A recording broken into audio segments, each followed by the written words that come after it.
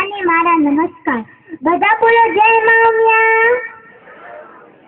નહીં, જરા જોરથી બોલો જય મામિયા. નથી કહેવી રસિક શણગારની વાતો, પુરાણો પોથીઓ ખોલી પ્રભુ અવતારની વાતો.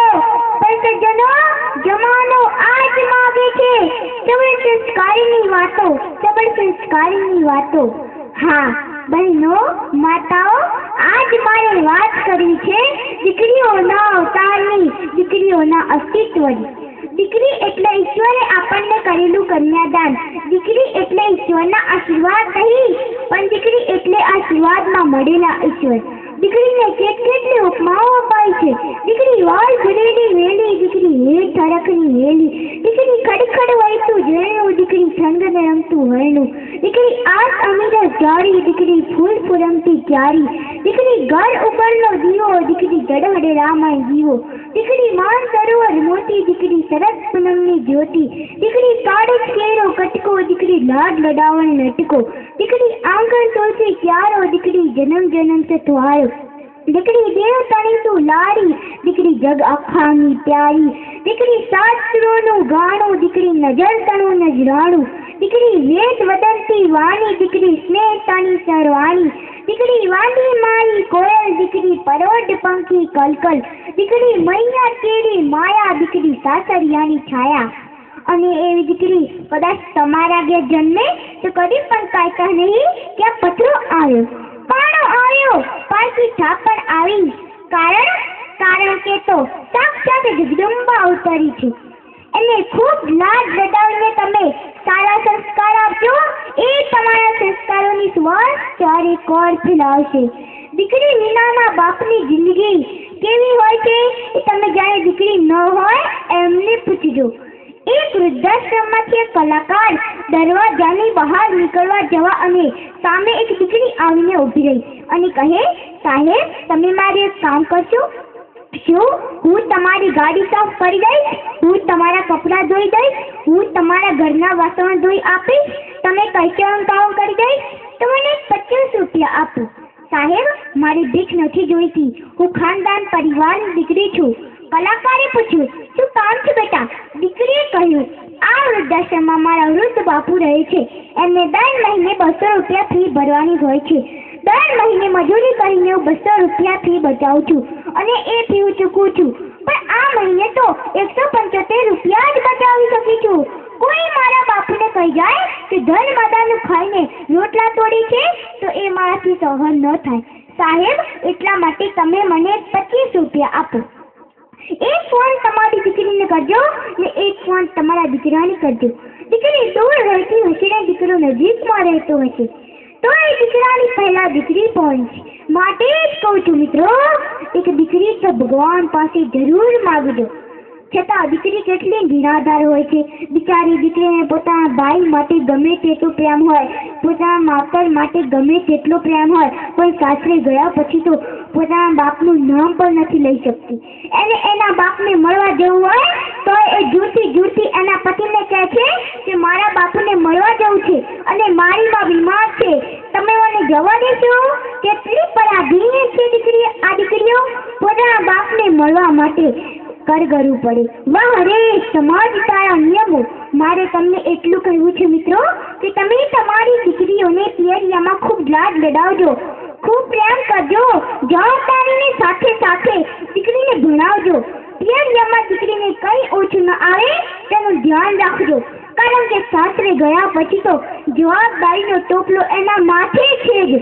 દીકરીઓને કહું છું એટલું, એના ભાઈઓને પણ કહું છું કે તમે તમારી બેનીને એક હાથે ખૂબ પ્રેમ કરજો અને બીજા હાથે કડક શબ્દોમાં એટલું કહી દેજો કે બેન આપણા ઘરના સંસ્કારોની આડી જતી નહીં તો હું તારો ભાઈ પણ છું અને હું તારો કાર્ડ પણ છું.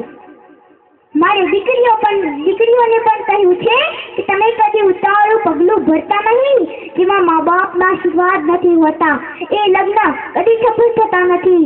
એટલું તમે જરૂરથી યાદ રાખજો.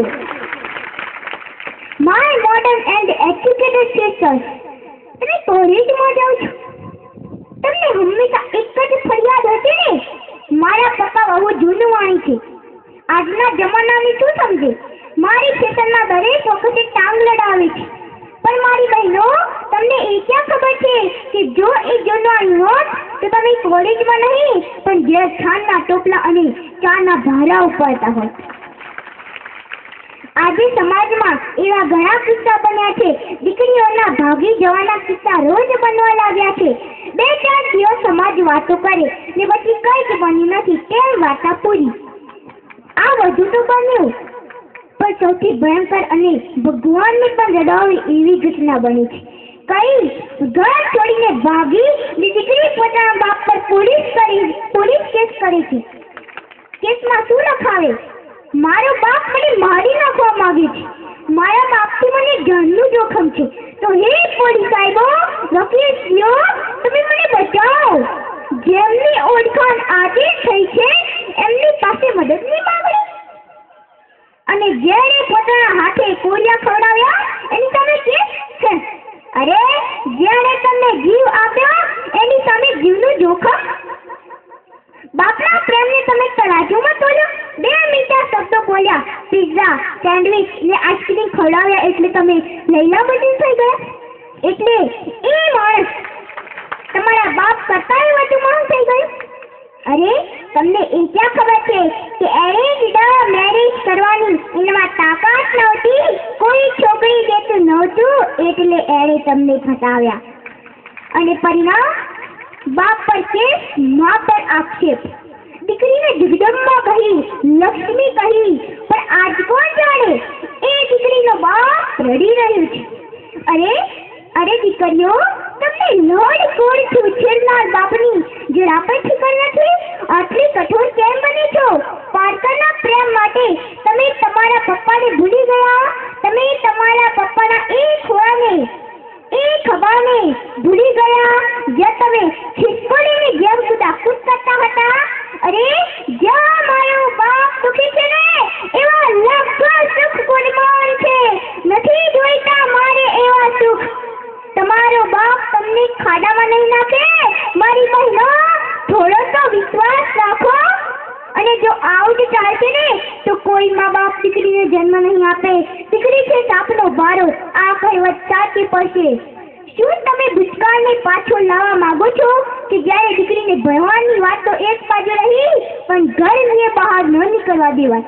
આપણી આ સ્વચ્છતા પાછી પરાધીનતામાં ફેરવાઈ જશે. બહેનો, તમારી બાપના પ્રેમને માપવું હોય ને તો તમે જ્યારથી સમજણા થયા ત્યારથી 5મા ધોરણ સુધીની મસ્તીને યાદ કરજો. તમારી ધમાલતી મમ્મી વડે ત્યારે પપ્પાના ઉપરામણને યાદ કરજો. સમજાઈ જશે. હું અહીં છું, મારા પપ્પા થકી છું. તમે જે કંઈ પણ છો તમારા પપ્પા થકી છો. તમારા પિતા અનુભવથી ઘડાયેલા છે. તમારા માટે સારું પાત્ર શોધશે. થોડીક ધીરજ રાખો.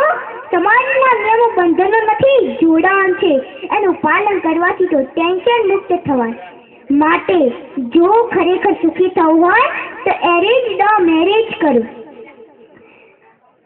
લવ મેરેજના કાલ્પનિક સપનાઓમાંથી બહાર નીકળો અને વડીલોને માન આપો.